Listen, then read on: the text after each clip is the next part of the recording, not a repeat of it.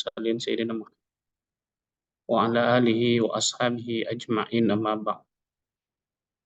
Senang sekali pagi hari ini kita bisa kembali memulai aktivitas diskusi rutin dari Makassar Institut Indonesia, yang insya Allah nanti kita akan diskusi tentang bagaimana berpikir sistem dalam kajian hukum yang akan disampaikan oleh Dr. Aulia Rahmat.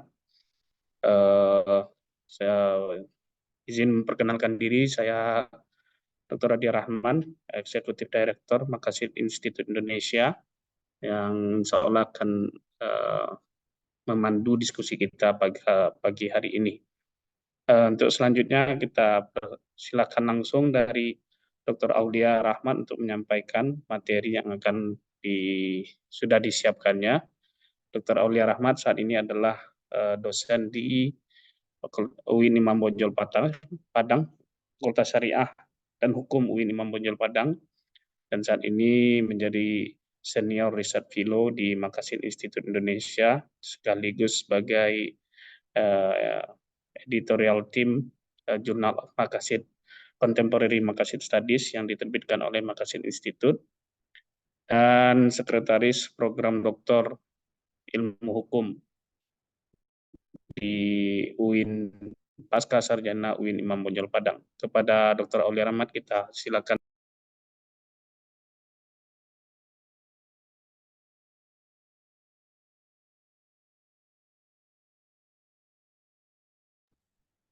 Bismillahirrahmanirrahim. Assalamualaikum warahmatullahi wabarakatuh.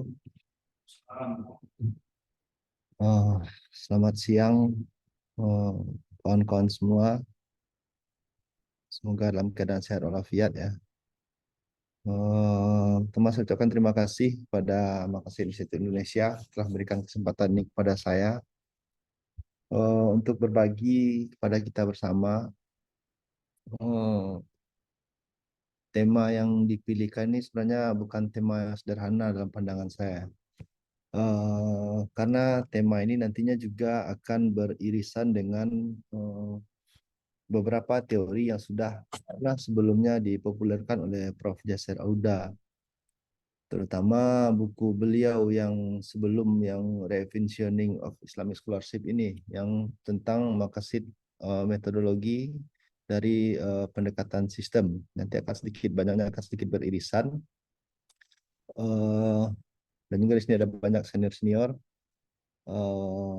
Ada Ibu Lisa, ada Bang Adi dan kawan-kawan sekalian. Saya akan memulai pembahasan kita ini ya, berpikir sistem dalam kajian hukum, dan sengaja saya kasih anak judul itu adalah menuju normalitas relasi sosial.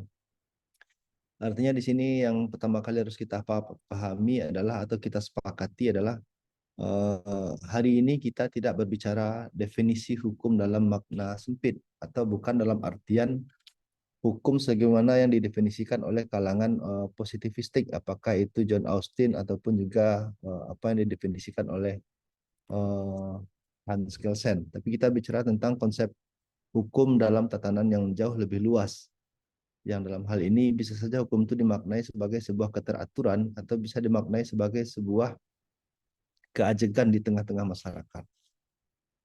Oleh sebab itu saya mengawalinya dengan berpikir sistem sebagai sebuah objek material yang hari ini saya akan coba bahas. Bagaimana kemudian kerangka berpikir sistem atau sistem thinking ini digunakan dalam ranah kajian hukum. Memang sekilas terlihat ini kajian yang cocoklogi ya, tapi mungkin kita bisa lihat lebih mendalam apakah memang benar ini cocoklogi atau memang pada dasarnya memang harus seperti ini. Nah, dalam konteks bahasa Indonesia, saya coba melihat ke dalam Kamus Besar Bahasa Indonesia. Jadi berpikir dalam Kamus Besar Bahasa Indonesia itu artinya adalah, verb ini artinya adalah verba atau kata kerja, sebuah aktivitas menggunakan akal budi untuk mempertimbangkan dan memutuskan sesuatu atau menimbang-nimbang dalam ingatan. Sementara sistem itu sendiri dalam Kamus Besar itu diartikan sebagai seperangkat unsur. N itu berarti adalah kata benda, non, seperangkat unsur yang secara teratur saling berkaitan sehingga membentuk sebuah totalitas. Atau sistem itu adalah susunan yang teratur dari pandangan, teori, asas, dan lain sebagainya. Atau kadang sistem juga dimaknai dalam artian metode, atau dalam dunia penelitian, sistem itu juga dimaknai sebagai sebuah pendekatan.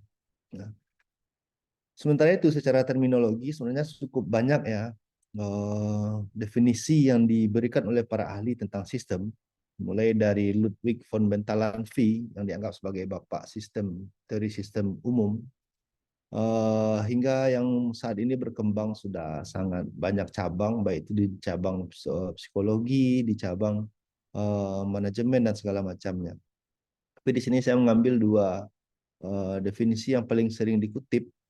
Yang pertama itu adalah dari Senge, bahwasanya uh, berpikir sistem itu adalah sebuah kerangka konseptual, dan juga dia merupakan sebuah badan, dan juga sekaligus dia adalah alat yang dikembangkan beberapa tahun terakhir, atau di sini disebutkan kurang lebih sekitar 70 tahun terakhir, yang membuat kita itu bisa memperhatikan sebuah pola secara lebih bersih atau lebih luas, sehingga dapat membantu pengetahuan dan juga dapat membantu mengembangkan cara pandang kita dalam melihat sebuah gejala atau fenomena. Atau dalam makna yang paling sederhana, berpikir sistem itu adalah sebuah cara berpikir yang interdisipliner yang digunakan untuk melihat sebuah fenomena yang terjadi. Dan karakteristik khusus dari berpikir sistem itu biasanya dia adalah cara berpikir yang utuh atau wholeness, yang selalu memikirkan keterkaitan antara sebuah aspek dengan aspek lainnya. Dan dia juga yang menjadi ciri khasnya kerangka berpikir sistem itu, dia adalah berorientasi kepada tujuan yang hendak dicapai oleh sistem itu, yang dijadikan sebagai patokan awal atau dijadikan sebagai alat ukur bagaimana sistem itu bekerja. Nah, sebelum lebih lanjut, saya teringat dengan sebuah analogi yang diceritakan oleh Frederick Bastiat ya. Orang mengenalnya dengan teori kaca pecahnya Bastiat. Jadi gini, Bastiat itu pernah bercerita, misalnya ada seorang bapak, dia adalah seorang petani, dia melihat sebuah sepasang sepatu di sebuah toko.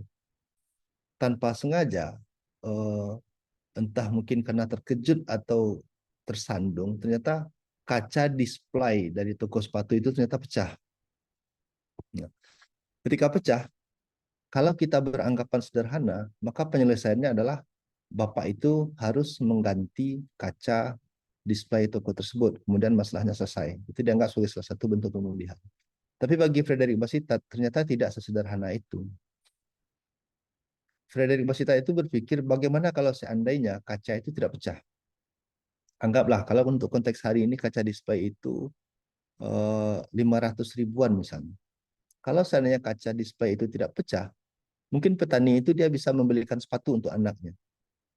Ketika dia belikan anaknya sepatu, anaknya bisa bersekolah, bisa mendapatkan pendidikan lebih baik, sehingga bisa merubah taraf hidup keluarganya menjadi lebih baik. Artinya di sini Frederick Bastiat ini sebenarnya walaupun secara implisit tidak menyebutkan kalau teori kaca pecah itu adalah kerangka berpikir sistem, namun pada dasarnya hal yang ingin dia sampaikan itu sebenarnya adalah prinsip-prinsip utama dari berpikir sistem. Bagaimana melihat sebuah kejadian lebih luas, lebih komprehensif, dengan tidak melupakan aspek apapun yang juga terlibat di dalam sistem itu. Ini salah satu bentuk kecenderungan studi belakangan ini ya. Jadi berbicara berpikir sistem dari 1970-an itu sekarang sudah berkembang sangat banyak, dan juga mulai merambah kepada keilmuan yang mungkin pada awalnya kita sama sekali tidak tahu itu keilmuan apa. Misalnya psikopatologi itu apa, cognitive science, decision making atau neuroimaging dan segala macamnya.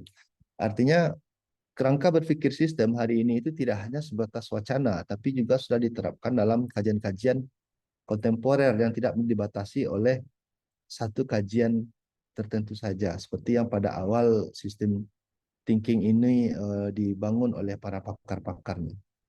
Nah, sebelum berbicara lebih lanjut tentang konsep sistem berpikir atau berpikir sistem, saya ingin mengajak kita bersama kembali kepada asumsi dasar terlebih dahulu yang akan kita gunakan di dalam berpikir sistem. Yang pertama itu memulainya dari konsep manusia dan kesadaran. Aristoteles itu pernah berbicara bahwasanya manusia itu sebenarnya aktivitasnya hanya bisa dinilai dari atau bisa dibedakan dalam dua bentuk saja. Bentuk pertama disebut dengan bentuk aktivitas produksi, bentuk kedua disebut dengan aktivitas aksi. Aktivitas produksi di sini adalah sebuah usaha yang merubah atau mentransformasi sebuah objek menjadi sebuah objek yang lain atau dalam bentukan baru. Artinya apa? Artinya nanti relasi atau hubungan yang terbentuk antara si subjek itu dengan objek yang dibentuk dengan itu adalah hubungan objektif dalam bentuk hubungan kepemilikan. Sementara aksi itu adalah aktivitas subjek ketika dia berhubungan atau ketika dia berinteraksi dengan subjek lainnya. Artinya ketika dua subjek yang sama-sama memiliki kesadaran dan kehendak bebas berinteraksi, maka model relasinya yang terbentuk itu akan bersifat moral. Yang artinya dia akan berusaha menempatkan dirinya juga sebagai subjek yang menjadi lawan dari aktivitas yang dilakukannya. Nah, kedua ide yang coba ditawarkan oleh Aristoteles ini kan kemudian kalau kita lihat di ranah sejarah pemikiran ya cukup terjadi berkembang dan kemudian terjadi perdebatan atau diskusi yang sangat kompleks. Misalnya setelah masanya Aristoteles ini pada masa-masa pencerahan itu eh, banyak terjadi diskusi antara Immanuel Kant, kemudian juga Jürgen Habermas, kemudian Marshall Frankfurt berbicara tentang konsep kesadaran, kemudian bagaimana aplikasinya dalam masyarakat. Nah, di sini saya mengambil konsep rasionalitas manusia yang diuraikan oleh Habermas, kemudian juga banyak diulas oleh Budi Hardiman ya di dalam beberapa literatur yang dia tulis. Jadi pada era pemikiran di era modern ini, rasionalitas manusia ketika dihubungkan dengan aktivitas manusia sebelumnya diuraikan oleh Aristoteles itu tidak jauh berbeda. Yang muncul itu ada disebut dengan rasionalitas instrumental dan ada juga yang disebut dengan rasionalitas komunikatif. Rasionalitas instrumental itu tidak lebih berbeda atau tidak sama dengan model aktivitas produksi yang dilakukan oleh manusia, di mana aktivitas itu diarahkan untuk kepentingan pribadi yang sifatnya itu bisa mendominasi dan bahkan bisa menghegemoni terhadap objek yang dipikirkannya. Sementara pada rasionalitas komunikatif itu harusnya terjadi pada ranah ketika aktivitas itu dilakukan dengan subjek lain yang artinya menghendaki di antara kedua subjek itu ada kesepahaman. Ya, kalau Habermas menyebutnya dengan tindakan komunikatif action. Nah, dari dua teori ini kemudian berkembang cukup banyak ya model-model kesadaran manusia, kemudian relasi antara kesadaran dengan aktivitasnya. Tapi di dalam kesempatan ini saya mungkin langsung saja mengutip apa yang sudah dilakukan oleh Husni Mu'az. Jadi Husni Mu'az itu dalam menawarkan ide ini ya mengenai subjek dan relasinya itu kurang lebih ada 3 buku. Mulai yang buku pertama itu judulnya itu Sekolah Perjumpaan, kemudian ada buku tentang kuadran ruang waktu, dan terakhir itu buku tentang anatomi sistem sosial. Jadi yang ditawarkan oleh Husni Mu'az itu di sini saya ringkas saja ya, karena kalau kita urai juga tentang bagaimana perbedaan manusia dalam prinsip kesadaran keluasan dengan prinsip kesadaran kedalaman nanti akan cukup panjang. Tapi langsung di sini saya ambil intinya Muaz melakukan revisi atau adaptasi dari teori Holonnya Arthur Koestler, dan juga revisi yang dimaksud di sini itu Husni Muaz itu tidak menggunakan terma yang sama. Kalau Arthur Koestler itu menggunakan tema ruang dan waktu, tapi Husni Muaz itu menggunakan terma waktu ruang, tidak ada kata-kata dan. Ya, artinya dua entitas ini adalah dua hal yang sangat berkaitan, yang mana manusia berada di dalamnya. Nah, dari situ itu kemudian dia membentuk 3 model relasi yang dibentuk oleh manusia, dan juga ini sangat berbeda ya. Kalau konsep relasi yang dibentuk oleh Aristoteles dan juga oleh Jürgen Habermas atau juga ada Francis Bacon itu tidak ada unsur ketuhanannya. Hanya sebatas aspek antara relasi antara manusia sebagai subjek dengan manusia lain sebagai subjek, atau relasi antara manusia sebagai subjek dengan benda mati lainnya yang ditempatkan sebagai objek. Di sini Husni Mu'az menempatkan nilai ketuhanan, sehingga dia munculkan sebuah relasi yang baru, model relasi yang baru. Kalau sebelumnya itu relasi antara subjek dengan subjek atau dalam bahasa Habermas itu disebut dengan rasionalitas komunikatif, atau dalam bahasa Aristoteles itu disebut dengan aksi, itu di dalam konsep stimulus ini sama dengan relasi intersubjektif yang terbentuk berupa kesadaran rekognitif yang dimunculkan dalam bentuk rasa empati atau pengakuan atau penghargaan. Sementara relasi dalam hubungan antara subjek dengan objek atau dengan benda mati yang di dalam konsepnya Aristoteles itu dikenal sebagai aktivitas produksi, atau dalam konsep Habermas itu dikenal sebagai rasionalitas instrumentalis. Di sini Husni Muas menyebutnya sebagai relasi objektif. Nah, yang baru diterapkan oleh Muas ini adalah relasi transsubjektif, berupa sebuah kesadaran yang sifatnya itu kepada eh, penghambaan kepada subjek yang maha subjek, yang posisinya itu jauh di atas kita sebagai subjek, yang sifat relasinya itu bukanlah relasi yang timbal balik. Kalau relasi intersubjektif itulah relasi timbal balik, karena melibatkan manusia sebagai subjek dan juga manusia lain dengan subjek lainnya. Sementara relasi transsubjektif sifatnya itu hanya satu arah, berupa nilai-nilai spiritualitas kepada nilai-nilai ketuhanan. Kalau dalam konteks ini kita menyebutnya dengan Tuhan. Tapi bagi kalangan orang-orang aliran hukum kodrat modern, mereka menyebutnya dengan istilah akal budi. Nah, dari ketiga relasi ini, baru kemudian kita bisa beranjak bagaimana kita menilai hukum sebagai sebuah subsistem sosial yang ada di dalam kehidupan kita bersama. Selama ini hukum hanya dimaknai sebagai seperangkat aturan yang dibentuk oleh penguasa yang kalau kita tidak patuh itu ada sanksi yang diberikan. Selama ini kita memahami itu. Tapi dalam konsep atau dalam kesempatan ini kita mencoba memaknainya hukum itu sebagai sebuah subsistem sosial. Nah, kenapa bisa? Saya mulainya dari klasifikasi sistem. Jadi Niklas Luhmann dan juga Muller, yaitu berbicara tentang bagaimana sebuah sistem itu dikelompok-kelompokkan. Jadi di sini mungkin bagi yang memang berada di ranah pemikiran hukum, ketika bicara sistem hukum yang terpikirkan itu kurang lebih pasti pemikirannya Lawrence Friedman. Jadi sistem hukum itu ada tiga, mulai dari substansi hukum, sistem hukum, dan juga budaya hukum. Tapi yang kita bicarakan hari ini agak sedikit berbeda. Kita melihat hukum itu sebagai sebuah bagian dari sistem sosial yang ada. Jadi bagi Luhmann itu, sistem itu ada sistem mekanis, ya mungkin seperti alat-alat produksi yang kita bentuk, mesin, segala macamnya. Ada sistem organisme, sistem makhluk hidup, ya atau dalam bahasa sederhana itu sistem biologi.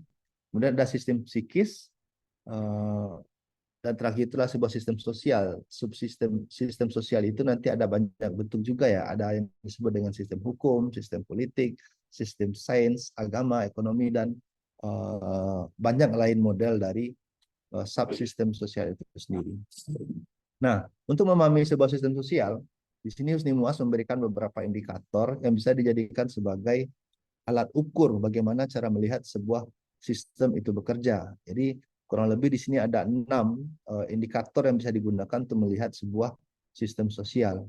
Jadi teori yang coba dikemukakan oleh Husni Muas ini secara kronologisnya merupakan sebuah reaksi dari kalau Niklas Luhmann tadi dan juga Umberto Maturana dan Varela itu mereka menyebut dalam sistem sosial itu ada autopoiesis yang bisa disamakan dengan model autopoiesis pada sistem biotik atau pada sistem biologi.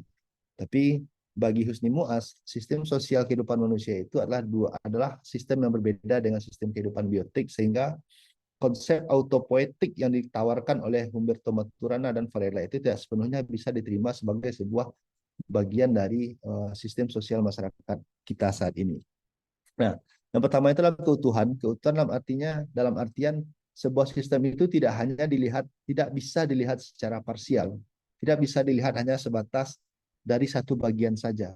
Tapi sebuah sistem itu, setiap bagiannya itu pasti akan memiliki fungsi dan relasi dalam struktur atau hubungannya dengan komponen-komponen lainnya sehingga mendukung sistem itu bisa bekerja dengan baik. Nah, keutuhan tadi itu didukung oleh adanya organisasi sistem, kemudian juga ada determinisme struktur. Artinya di sini ada pengaruh struktur. Jadi sistem itu dia ada sistem yang mengkotak atau sistem yang kaku, ada sistem yang mencair. Jadi kalau dia sebuah sistem yang hidup, apalagi sistem sosial, dia merupakan sebuah sistem yang sifatnya itu mencair. Ya nanti akan terjadi pergeseran-pergeseran atau dalam bahasa sederhana itu disebut dengan structural coupling atau penyesuaian struktural, sehingga keterhubungannya itu tidak hilang. Dan setiap perubahan yang terjadi dalam sistem itu, sirkularitas yang terjadi itu selalu kemudian dikonversi lagi secara internal di dalam sistem itu, sehingga memunculkan fitur kebaruan atau dalam teori sistem dikenal dengan istilah emergent properties. Jadi memahami sebuah sistem itu tidak sesederhana kita memahami bagian dari sistem itu sendiri. Karena bagian dari sistem itu sendiri bisa jadi dia ketika berada di luar sistem, dia tidak bisa bekerja sebagaimana fungsinya ketika berada dalam sebuah sistem itu sendiri. Inilah prinsip dasar bagaimana melihat masyarakat, atau dalam konteks ini bagaimana cara kita melihat hukum sebagai sebuah subsistem sosial yang ada di dalam masyarakat. Mungkin kalau kita bicara dalam praktek teori hukum misalnya, Patrick Glenn itu kan pernah bilang kalau sebenarnya di dalam konsep hukum, kalau kita kenal tradisi besar hukum yang ada di dunia itu, kan dalam penelitiannya Patrick Glenn itu kan dia menetapkan kurang lebih ada 7 model tradisi hukum utama. Namun hari ini itu tradisi itu tidak lagi digunakan secara utuh atau secara ansih. Tapi tradisi hukum itu saat ini sudah mulai terpengaruh dan mengalami perubahan-perubahan atau yang disebut oleh Patrick Glenn itu dengan istilah massage of law. Jadi ada semacam kejutan yang terjadi di dalam sistem itu, kemudian dia di loop back, dia diproses lagi dalam internal sistem sehingga merubah beberapa model keterhubungan, tapi dia tidak melepaskan keterhubungan itu. Nah, itulah yang memunculkan fitur kebaharuan. Mungkin nanti dalam prakteknya bisa kita uraikan secara lebih teknis. Nah, ini kemudian kenapa bagaimana kita menyebut hukum sebagai sebuah sistem sosial? Ini sangat teoritis ya, ini sangat erat kaitannya dengan apa yang disampaikan oleh Jürgen Habermas dan juga beberapa teori kesadaran yang lainnya, yang pada intinya hukum itu sebenarnya adalah aspek hukum itu prinsip yang ada pada aspek kesadaran yang karena melibatkan komponen manusia dengan manusia lainnya, yang harusnya itu secara normalnya itu relasi yang terbentuk itu adalah relasi intersubjektif.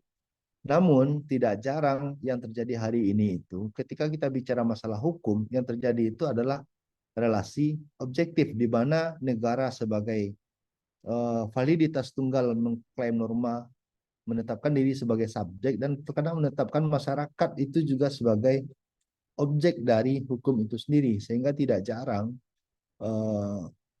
model-model produksi hukum itu tidak sesuai dengan konsep yang seharusnya terjadi, karena hukum merupakan sebuah subsistem sosial dalam sebuah sistem sosial yang sangat besar. Nah, sekarang bagaimana caranya konsep berpikir sistem atau sistem thinking itu kita terapkan untuk melihat hukum sebagai sebuah subsistem sosial. Di sini Lopuki tahun 97 itu dia sudah membuat ada 5 step, ada 5 langkah bagaimana kita menganalisis hukum dari perspektif sistem. Jadi dimulai dari mengidentifikasi sistem, apakah itu dari aspek partisipasi manusianya, partisipasi strukturnya, atau partisipasi dari artefak yang diciptakan oleh sistem itu sendiri. Kemudian bagaimana atribusi tujuan terhadap sistem, seperti yang di awal kita bilang tadi, berbicara tentang teori sistem, kita bicara tentang tujuan dari sebuah sistem.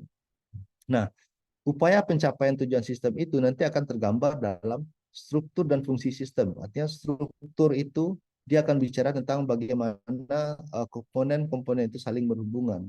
Nah, fungsi dari sistem itu bagaimana kemudian hubungan dari antar komponen itu bisa menjadi identitas dari sistem itu sendiri, yang disebut dengan pola relasi antar komponen sistem.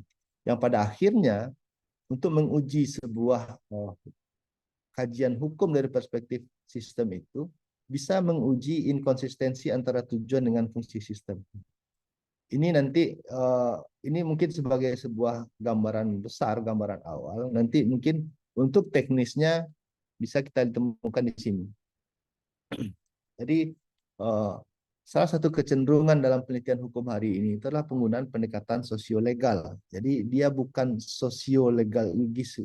bukan sosiologi hukum, dia bukan sosiolegal jurisprudence, tapi sosiolegal ini adalah hibridasi antara ilmu hukum dengan ilmu sosial dalam artian lebih umum.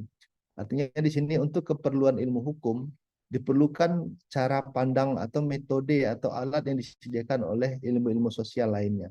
Ini salah satu bentuk atau salah satu perwujudan bahwasanya cara berpikir sistem itu harus berpikir secara menyeluruh, tidak boleh berpikir secara parsial atau sebagian. Nah, di sini eh, mungkin beberapa penggiat hukum yang sudah cukup banyak berbicara tentang sosial legal. Di sini untuk bisa melakukan sebuah pendekatan sosial legal dalam penelitian hukum, para pakarnya itu mulai dari mungkin kalau pakar yang paling pertama kita kenal dengan tokoh sosial legal itu mungkin Reza Banakar ya dari India, atau juga kalau kita tarik sebelum itu sebenarnya adalah Niklas Luhmann yang kemudian idenya itu diperbaiki oleh Dian Tamanaha. Dan untuk konteks Indonesia itu sekarang ada Prof. Sulis di UI dan juga beberapa kawan-kawan seperti Pak Ricardo Sumarmata dan segala macamnya.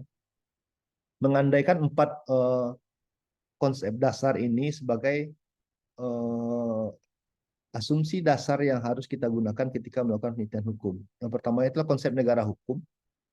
Maksudnya di sini konsep negara hukum itu dia akan bicara tentang bagaimana sebuah negara itu diciptakan dan apa tujuannya. Jadi konsep negara hukum berdasarkan studi Adrian Bettner itu dia akan bicara tentang dua fungsi utama dari negara hukum, atau dalam bahasa lainnya itu digunakan rule of law, itu ada dua fungsi utama. Fungsi pertama itulah memberikan batasan kepada kekuasaan negara, dan fungsi kedua itulah memberikan perlindungan kepada perlindungan terhadap kepemilikan warga negara dari serangan warga negara yang lain. Jadi sebenarnya tujuan dari hukum itu dalam konsep social legality adalah dua ini yang kemudian nanti kalau kita baca lagi literatur yang lebih lanjut dia akan menguraikan indikator dari rule of law ini dan nanti akan dibagi kepada tiga indikator, apakah itu indikator formal, indikator substantif, dan segala macamnya. Dan uraian dari konsep negara hukum ini nanti Adrian Bettner dan juga Jacqueline Fell dan juga ada Michelle Otto itu dia nanti menyusun ada konsep disebut dengan ROLAC dan ROGOM. ROLAC itu Rule of Law and Access to Justice, dan juga ada Rule of Law and Access to Justice and Government Modeling. Jadi ada bentuk atau standarisasi yang sudah disusun oleh para pakar untuk dijadikan sebagai perangkat utama dalam penelitian hukum. Nah, konsep negara hukum itu harus diiringi dengan sebuah kondisi akses terhadap keadilan. Artinya di sini akses terhadap keadilan ini harus dibuka seluas-luasnya, atau dalam artian sebuah negara hukum untuk mencapai tujuannya itu dia harus bisa memberikan akses kepada setiap warga negaranya itu dalam bentuk mendapatkan perlindungan diri dari kemungkinan terjadinya kerugian yang merupakan bagian dari tujuan kenapa negara hukum itu dibentuk. Nah, akses terhadap keadilan juga harus dikuatkan dengan adanya sebuah kepastian hukum. Tidak hanya kepastian hukum yang dalam bentuk hukum positif, namun juga harus dalam bentuk kepastian hukum yang memang betul-betul nyata. Dibentuk, bisa diakses, diketahui, dan negara juga patuh kepada kepastian hukum yang sudah dibentuknya sendiri.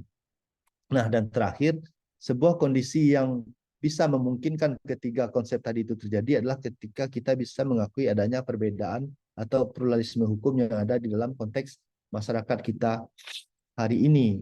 Karena pada kondisi hari ini, manusia hidup pada satu tempat dan waktu yang sama, namun dia bisa menjalankan atau terikat dengan atribusi fungsi yang berbeda-beda, sehingga dia juga patuh kepada beberapa tatanan normatif lainnya yang juga berbeda-beda. Nah, pengakuan kepada pluralisme hukum ini menjadi syarat atau menjadi keniscayaan sehingga konsep negara hukum itu bisa memberikan akses terhadap keadilan dan juga bisa memberikan kepastian hukum yang nyata kepada setiap masyarakatnya, yang kemudian ini akan menjadi sebuah ide besar bagaimana kita menggunakan sistem thinking dalam ranah penelitian hukum.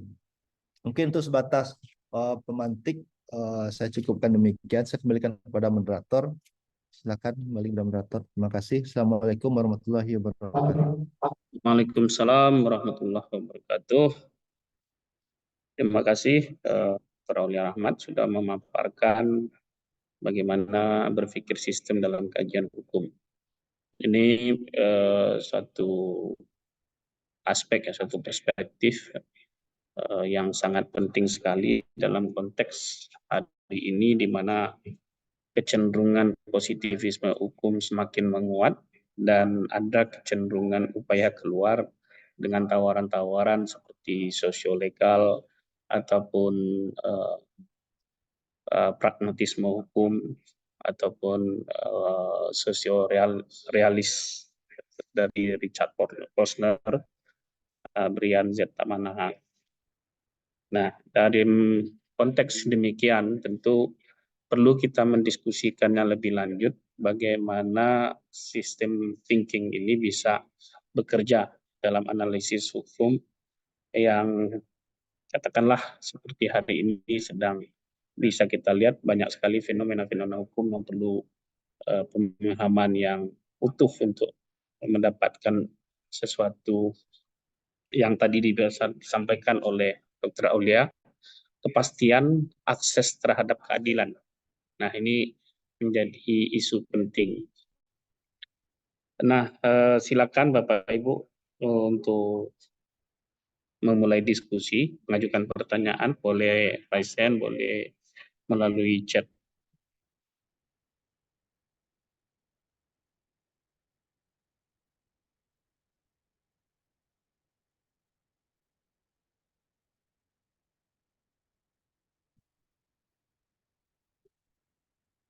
Hmm.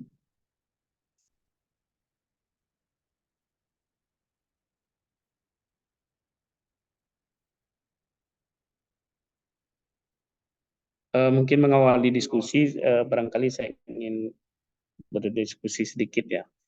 Walaupun saya bukan orang yang menggeluti bidang hukum secara konsisten, dikatakan tidak konsisten karena dulunya memang pernah aktif untuk mempelajari hukum. Tadi dikatakan bahwa sistem hukum itu merupakan subsistem dari sistem sosial. Nah, dalam sistem sosial kita tahu ada komponen pembentuknya yaitu manusia itu sendiri. Dan kalau Abah Husni itu menyampaikan pola relasi yang ajek atau yang invarian itu adalah relasi cinta. Nah, dalam kajian hukum tentu sebagai sebuah subsistem, pola relasi seperti apa yang harus dihadirkan sehingga sistem hukum itu akan bekerja dan apa yang disebut hadirnya keadilan itu bisa tercapai. Mungkin itu dulu.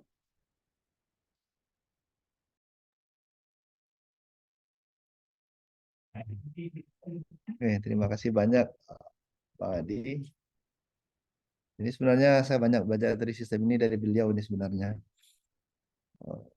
Tapi karena berbeda distingsi antara keilmuan, beliau mengembangkannya dalam konsep ekonomi atau paradigma ekonomi Islam. Saya karena memang backgroundnya di hukum, mencoba mengembangkannya di ranah hukum. Nah,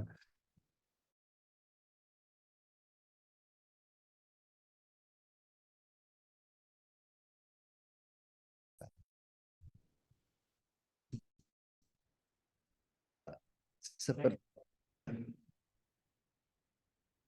didengar suaranya, ya, jaringannya lag, freeze, Oh, bisa jalan bang. oke, oke, oke. Ya, maafkan kendala teknis ya. Terima kasih Bu Lisa, Pak Ustadz Fajri. Jadi sebenarnya untuk seperti yang disampaikan oleh Lopuki tadi atau juga dalam konsep anatomi sistem sosialnya Husni Muas. Jadi pekerjaan pertama itu yang harus dilakukan itu adalah menentukan dulu sistem yang normal itu seperti apa. Ini sebuah tawaran baru ya. Jadi uh, Husni Muas dalam beberapa bukunya itu sebenarnya mencoba menawarkan kepada kita bagaimana kemudian cara berpikirnya ilmu sains murni atau kita kenal dengan apa ya, ilmu sains alam digunakan juga di dalam uh, ranah keilmuan sains sosial atau sosiohumaniora. Sebenarnya gini, beliau mencoba beri contoh seperti ini. Uh, pada sains murni atau ilmu alam, kita ambil misalnya itu pada ilmu kedokteran. Ketika Anda atau ketika kita sakit, itu kan yang pertama kali dilakukan oleh dokter itu kan dia memetakan kondisi normalnya seperti apa sih. Maksudnya itu eh, kalau sakit itu adalah sebuah bentuk anomali, maka dia harus tahu dulu bentuk normalnya seperti apa. Misalnya kenapa bisa sampai bisa sakit gigi. Nah, artinya kita kan harus tahu dulu kondisi gigi yang saya itu seperti apa. Atau eh, ketika kita sakit perut, apa penyebabnya? Nah, sebelum kita tahu penyebabnya, kita kan harus tahu dulu bagaimana sih proses normal perut itu ketika dia beraktivitas atau berproses itu seperti apa. Nah, baru kemudian ketika ditemukan sesuatu yang tidak berjalan sesuai dengan kondisi normalnya, baru kemudian itu yang akan diperbaiki. Nah, selama ini salah satu kelemahan dari ilmu sosial humaniora itulah sifatnya yang mandul. Mandul dalam artian mereka bisa mengungkap atau mendeskripsikan gejala-gejala sosial atau patologi sosial dalam bentuk yang paling jelas, tapi kemudian tidak bisa menawarkan solusi apa yang bisa dilakukan kepada eh, ketidaknormalan dari gejala yang terjadi tersebut. Paradigma inilah yang kemudian coba digunakan oleh Husni Muas dalam melihat sistem sosial yang ada saat ini. Makanya kemudian harus terlebih dahulu diurai sistem ini yang bentuknya atau komponen pembentuknya yang mana. Sebagian besar yang terjadi hari ini itu kan banyak yang salah memahami. Jadi salah satu luaran atau bentuk dari sistem sosial itu adalah artefak atau emergent properties atau sebuah kesepakatan yang mungkin dia bisa berubah. Kalau dalam teori sosial, emergent properties itu adalah artefak yang memang bisa berubah. Namun yang tidak boleh berubah itu adalah komponen penyusun beserta relasi yang terbentuk di antara komponen penyusunnya itu sendiri. Saya kasih contoh misalnya, untuk konteks Minangkabau misalnya. Dalam konteks Minangkabau, sering orang menganggap kalau model kepemilikan harta itu adalah komponen penyusun Minangkabau itu sendiri.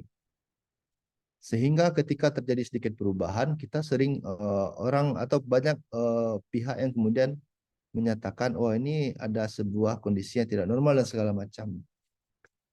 Tapi kalau kita lihat dalam perspektif dari sistem, matrilinealisme itu sebenarnya merupakan artefak atau emergent properties dari relasi Minangkabau itu sendiri. Yang mungkin saja besok atau beberapa tahun lagi, beberapa puluh tahun lagi itu mungkin akan mengalami pergeseran dan terbukti sebenarnya pada hari ini beberapa konsep kepemilikan harta di Minangkabau itu sudah mengalami pergeseran. Mulai dari pengelolaan harta pusako tinggi yang kalau dahulunya itu langsung dibagikan, ternyata sekarang malah dikomersilkan, kemudian hasilnya baru dibagi. Dan itu faktanya sekarang. Namun, yang pada intinya komponen penyusunnya tidak berubah. Dan relasi yang terbentuk di antara komponen Minangkabau itu sendiri juga dapat mempertahankan keutuhannya. Dan tadi ketika Bang Adi bertanya relasi yang mana ya yang bisa bertahan itu ya pasti adalah relasi sosial yang normal dan saling berterima di antara satu komponen dengan komponen lainnya. Saling berterima ini saya bisa kasih analogi paling sederhana itu seperti ini misalnya. Ketika kita membeli sendal baru, itu kan tidak langsung pas kita gunakan di kaki. Ketika sering digunakan, nanti secara perlahan sendal itu akan menyesuaikan dengan bentuk kaki dan kaki juga kemudian akan merasa nyaman menggunakan sendal itu. Itu yang disebut dengan structural coupling atau keajegan itu sendiri. Jadi relasi sosial yang normal itu bagaimana kemudian struktur dan organisasi sistem ini bisa kemudian mereproduksi ulang atau meredam ketika terjadi fluktuasi atau ketika terjadi abnormalitas dari beberapa nilai-nilai kebaruan yang dimunculkan dari relasinya. Jadi bisa saja nanti emergent properties itu dia berada pada tahap ekstrim, ada yang juga bisa dia menjadi sangat tidak bergerak. Tapi di antara kedua itu bukanlah pilihan yang baik, dan yang terbaik itu dia tetap berada pada kondisi normal yang bisa direproduksi ulang. Mungkin seperti itu sederhananya Bang, dikembalikan Bang. Baik, terima kasih Dr. Aulia. Selanjutnya silakan Bapak Ibu yang ingin bertanya. Nah, Tes tes. Silakan Ustadz Ya, Nur izin Fajri. izin bertanya tapi saya mohon maaf belum bisa aktifin kamera ini. Nah, Tafadhol, tafadhol. terima kasih banyak Dokter Aulia. Mute. Dokter Aulia atas pemaparan materinya. Nah, senang saya karena ini berpikir di atas ya, berpikir tinggi nih kan. Kalau di bidang hukum berarti eh, bukan hal-hal teknis. Dan itu yang sebenarnya lebih dibutuhkan para yuris ya dibandingkan berpikir langsung teknis yang sering malah banyak unsur politik di dalam. Pertanyaan saya ke Dokter Aulia, kira-kira di Eropa sendiri, saya belum baca bukunya Gustav Rothbruck ya, tapi menurut Dokter Aulia, apakah Gustav Rothbruck ini benar-benar Kantian to land, ataukah apalagi ada pemikiran lain yang mempengaruhi beliau? Kan bukunya Gustav Rothbruck itu bisa dibilang sangat berpengaruh besar ya pada cara berpikirnya para yuris Eropa belakangan. Itu barangkali. Jadi pertanyaan saya ulang lagi, kira-kira pemikiran siapa saja selain Kant yang mempengaruhi Gustav Radbruch gitu. Terima kasih banyak, Dr. Aulia. Baik, terima kasih Ustadz Nur Fajri. Ini ketemulah filosof, ketemu filosof. Kita yang nggak filosof jadi kambing congek harus menyimak. Silakan Dokter Aulia. Ya. Terima kasih Ustaz Fajri. Eh ya, Gustav Radbruch ini mungkin bagi sebagian yang belum membaca, Gustav Radbruch itu dia kan bicara tentang 3 aspek hukum ya. Satu, hukum itu harus memberikan eh, keadilan. Kedua, hukum itu dia harus memberikan kepastian. Dan yang terakhir, hukum itu harus memberikan kemanfaatan. Jadi kalau kita lihat dari 3 ide ini, sebenarnya Gustav Radbruch itu pertama dipengaruhi oleh idenya orang-orang hukum kodrat, maksudnya hukum itu harus adil. Kemudian hukum itu harus pasti, artinya di sini dia juga dipengaruhi oleh adanya ide dari mazhab positivistik hukum. Jadi apakah John Austin atau Hans Kelsen dan juga kawan-kawannya yang lain. Dan terakhir, hukum itu harus memberikan kemanfaatan, itulah pengaruh dari pemikirannya mazhab utilitarianisme. Apakah Jeremy Bentham, Richard Posner, dan segala macam. Jadi kalau dikatakan apakah dia ini adalah Kantian, dalam beberapa literatur Gustav Radbruch itu dikenal sebagai neo-Kantian. Karena nanti beberapa ide Gustav Radbruch itu dia juga akan beririsan dengan model keadilan sosial yang dijabarkan oleh John Rawls misalnya. Atau misalnya juga nanti beberapa ide itu kemudian menguat kembali di dalam beberapa tulisan-tulisan yang ditulis oleh mazhab neo hukum alam seperti Lon Fuller, Hans Naviaski, dan beberapa tokoh-tokoh lainnya. Jadi kalau tadi Ustaz bertanya apakah dia Kantian, saya melihat dia ini merupakan bagian dari aliran neo Kantian, dan beberapa idenya itu ya saya pikir kita anggap relevan dalam beberapa penelitian hukum hari ini dan juga memiliki kaitan dengan model sosiolegal yang tadi ditawarkan oleh beberapa para tokoh-tokoh pengkaji di Indonesia. Dan mungkin kalau mengenai rekomendasi ya, kalau rekomendasi saya pikir untuk memahami ilmu hukum itu, atau kalau kita melihat kecenderungan belakang ini, jadi setelah sejarah panjang pertarungan mazhab-mazhab hukum yang mulai dari hukum alam, hukum positif, kemudian aliran utilitarian, kemudian ada aliran sosiologi, ada mazhab sejarah. Yang sekarang itu banyak berkembang adalah aliran pragmatic legal realism, atau Tamanaha menyebutnya dengan aliran realisme hukum. Misalnya seperti ini. Uh, Kalau saya tidak salah itu Donald Black ya. Donald Black itu atau Jerome Frank pernah mengatakan misalnya seperti ini. Apa yang dimakan oleh hakim itu pagi hari itu akan menentukan kualitas putusannya. Jadi sampai hal-hal seperti itu hari ini dikaji. Eh, dan memang seperti yang dibilang oleh Bang Adi tadi itu sekarang itu juga berkembang itu adalah masa pragmatika hukum.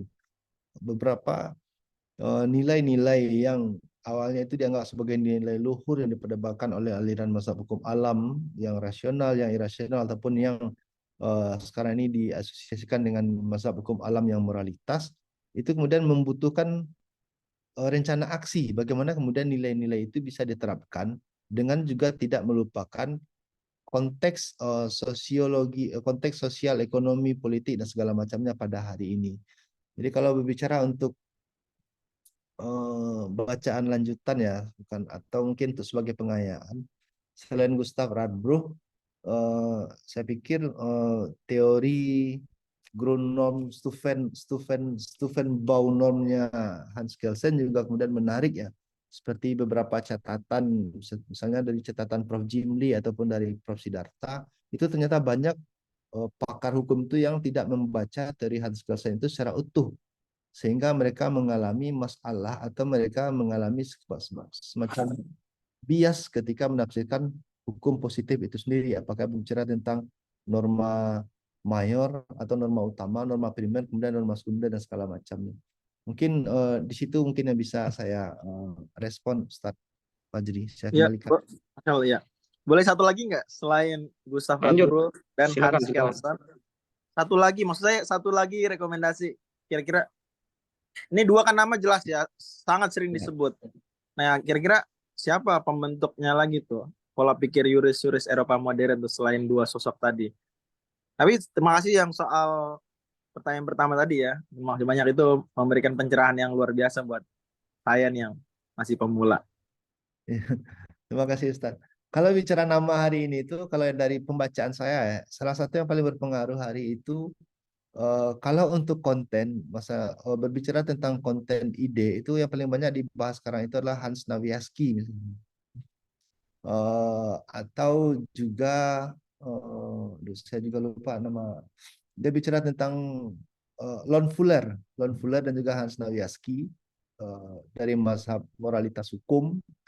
Dia itu mungkin bentuk dari hukum alam yang kesekian ya, varian yang kesekian.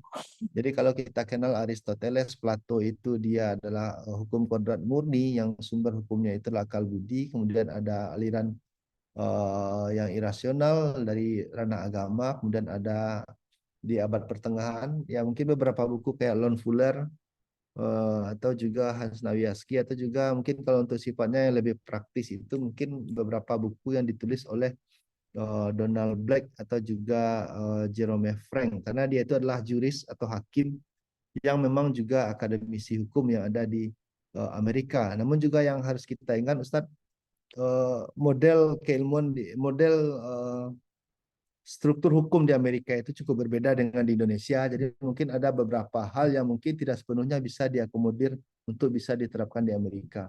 Dan untuk berbicara tentang evaluasi dari ide-ide itu, saya pikir Adrian Bernner cukup banyak menulis, mulai dari Adrian Bernner, kemudian ada Jacqueline Fell, juga ada Jean-Michel Otto, cukup banyak mengulik ya, bagaimana kemudian ide-ide itu bisa sifatnya itu lebih aplikatif, atau dalam bahasa Prof. Jasser itu kita bicara tentang rencana strategisnya, tidak lagi bicara pada ranah usul atau pada ranah fenomenanya.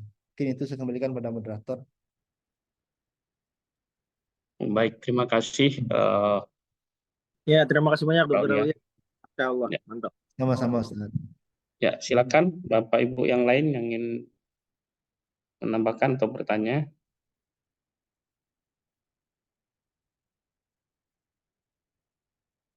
Pak Desip, mungkin mau tanya, silakan. Atau Razes, silakan.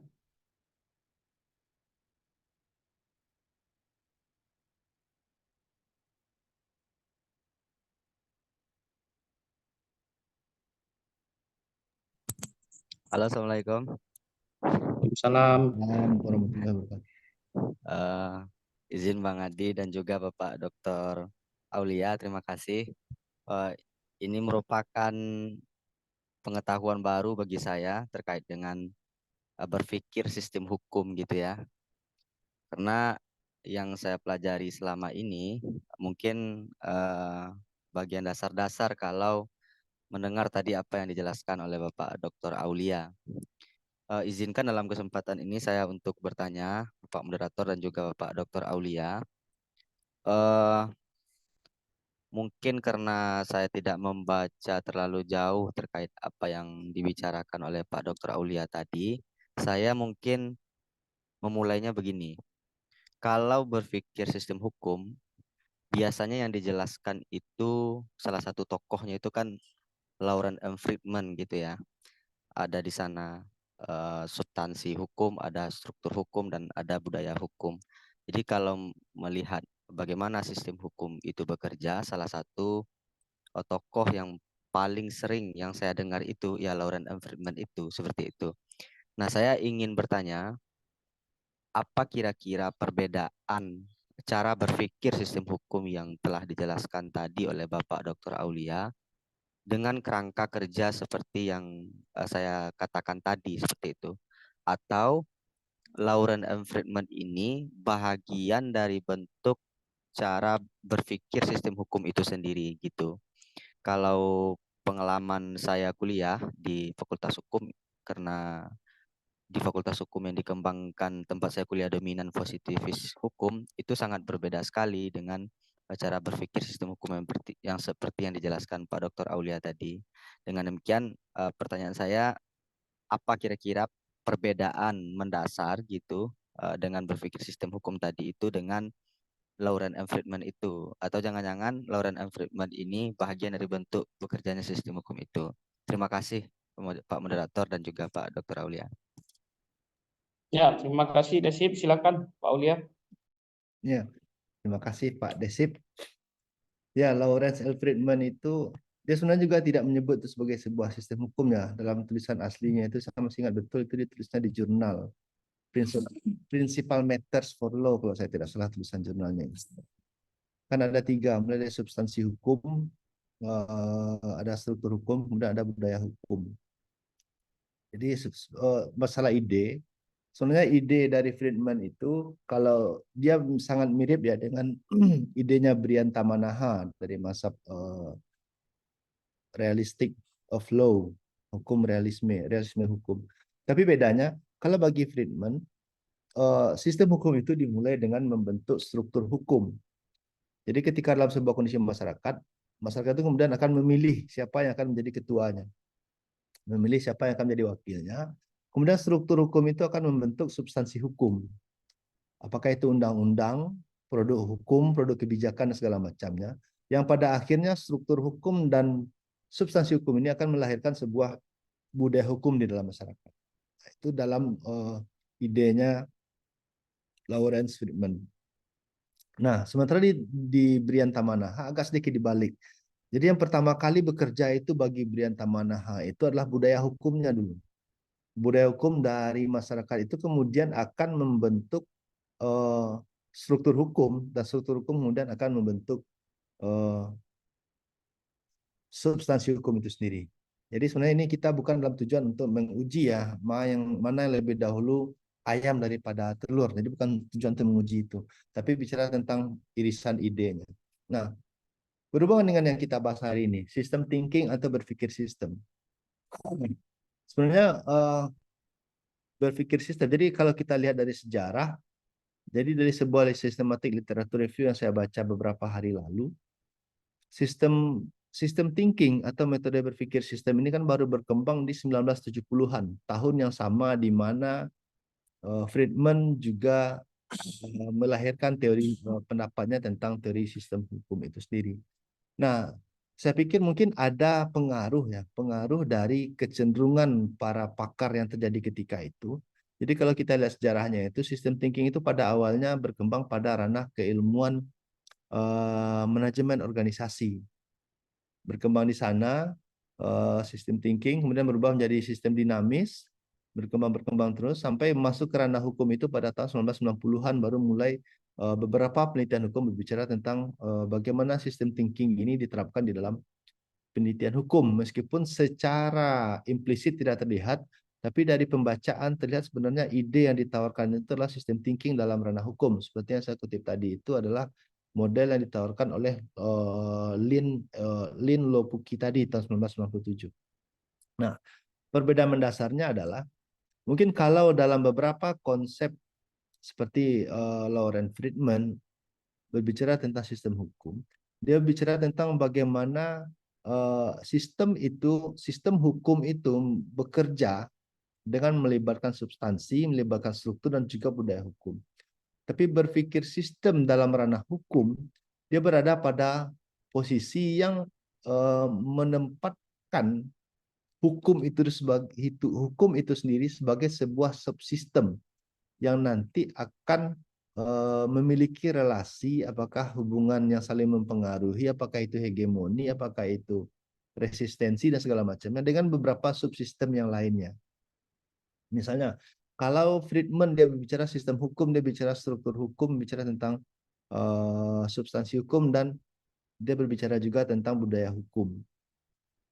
Di antara ketiga itu ada nggak yang terlupakan? Kalau bagi saya pribadi yang terlupakan misalnya adalah aspek politik dalam hukum. Kan beberapa orang juga mengatakan kalau hukum itu adalah resultan dari proses politik. Nah, ini kan hukum resultan dari proses politik, artinya di sini substansi hukum itu dilahirkan dari sebuah entitas yang bukan bagian dari struktur, tapi mungkin perilaku dari struktur. Tapi kalau konsep budaya hukum itu kan biasanya lazim lebih diasosiasikan kepada perilaku masyarakat terhadap sebuah ketentuan hukum. Nah, pada sistem thinking, semuanya itu di cover. Artinya mau kejadian seperti apapun, ketika kejadian itu melibatkan komponen dari sistem sosial itu sendiri, kalau dalam konteks ini komponen penyusun dari subsistem sosial negara itu adalah rakyat. Ya, kalau dia ketika dia terlibat dengan rakyat atau melibatkan rakyat, meskipun itu bukan dari ranah hukum, maka dia juga harus menjadi sesuatu entitas yang harus dipertimbangkan. Misalnya beberapa praktek ya, cuman kalau saya kasih contoh sekarang nanti akan diasosiasikan dengan beberapa visi misi dari pasangan capres, jadi agak sedikit membingungkan. Mungkin kita kembalikan saja kepada beberapa analogi yang coba digambarkan oleh Frederick Bastiat di awal tadi. Nah, itu kan kalau seandainya kaca itu tidak pecah, ketika duit yang 500.000 yang dibayarkan untuk mengganti kaca itu seharusnya dapat dibelikan kepada sepatu, itu kan sedikit banyaknya akan memberikan pengaruh kepada inflasi atau deflasi sebuah negara. Dia akan memberikan pengaruh kepada nilai tukar dari negara itu sendiri, dia akan memberikan pengaruh terhadap presentasi terjualnya produksi dalam negeri atau tidak. Nah, jadi seperti itu maksudnya Pak Desip. Jadi sistem thinking dalam ranah hukum itu artinya berpikir melampaui batas-batas kekakuan keilmuan hukum positivistik untuk menemukan atau untuk mencapai tujuan yang sebenarnya dari awal sudah ditentukan oleh hukum itu sendiri. Jadi berpikir sistem itu untuk menemukan inkonsistensi antara fungsi relasi yang terbentuk dengan tujuan yang pada awalnya ingin dicapai dalam sistem masyarakat itu sendiri. Sementara seperti itu saya kembalikan pada moderator. Baik, terima kasih Dr. Aulia. Kalau saya menyimak-nyimak dari awal untuk menyederhanakan apa yang disampaikan Dr. Aulia tadi, dalam ranah kajian hukum positif itu suatu tindakan hukum itu adalah resultante dari tindakan kognisi manusia. Nah, jadi ketika misal saya benci sama Desip nih, marah betul, karena kata orang Minang menciritlah perangai Desip nih kan, sakit hati saya dibuatnya.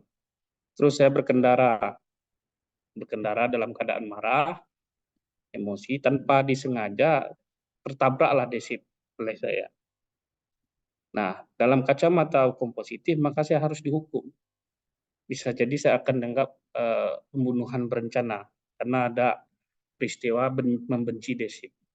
Tapi dalam sistem hukum, maka akan dilihat, ini tindakan dia ini tindakan penuh kesadaran atau tidak. Nah, apakah nabrak itu disengaja, atau kebencian tadi bagian dari peristiwa tabrakan tadi, atau bukan.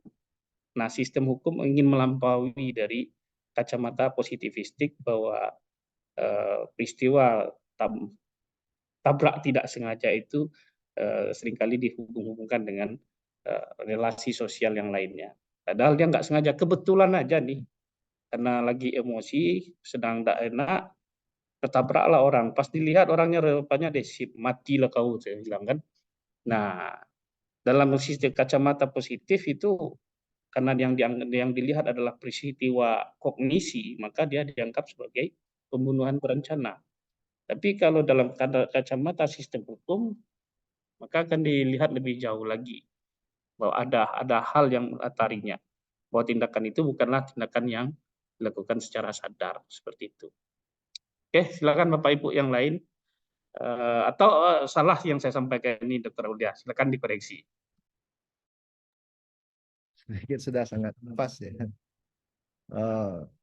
Ya, jadi maksud Bang Andi tadi itu berbicara tentang sistem thinkingnya itu berbicara pada sesuatu yang mungkin tidak terakomodir dalam kompositif, tapi kita sebagai manusia yang memiliki kesadaran itu sangat menjadi fokus bagi kita sebagai manusia seperti kayak tadi ya.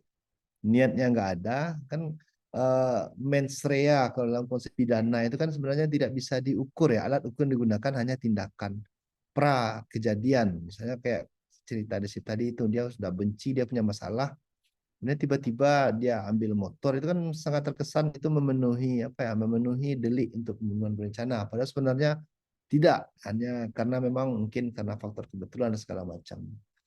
Saya akan kembalikan. Ya. Kalau yang berencana itu namanya tindakan hukum, kalau tidak berencana tadi peristiwa hukum. Suatu peristiwa belum tentu mengandung unsur tindakan. Kalau tindakan pasti ada rencana, ada niat. Nah, intention dalam istilah sistem hukumnya.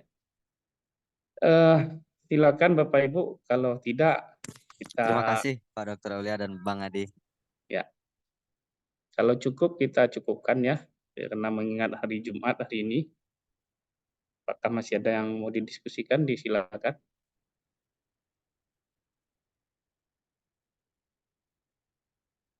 Cukup ya.